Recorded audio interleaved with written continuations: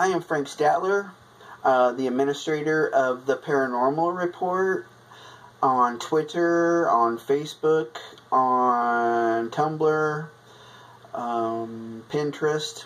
So check it out. YouTube too, obviously. I want to tell you about the legend of the 200-pound catfish.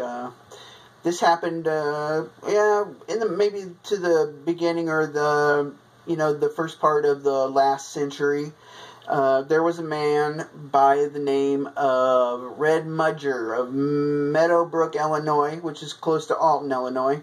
And he was relaxing on the river one day, and suddenly his fishing pole was pulled out of his hands. And of course that was a good fishing pole, so he went right after it.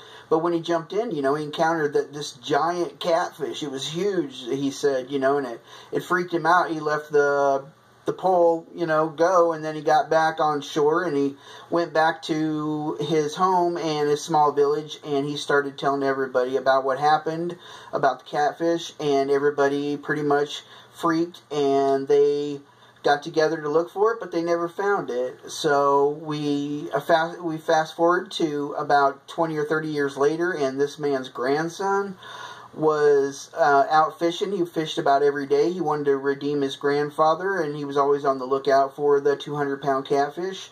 Well, just one day when he was just about to give up for the day, something snagged his line. It was something huge.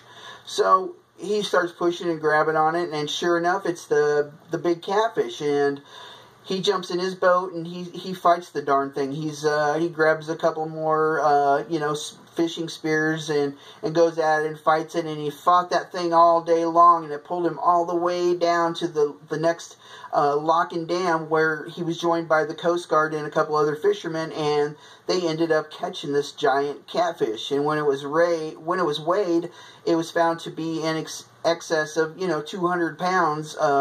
They also found that it wasn't a species from this part of the world. Actually a Mekong Delta, and they can get pretty big. They can grow pretty huge. And the guy, everybody celebrated, and the big catfish was pulled up on a crane, and no pictures were taken as far as I know.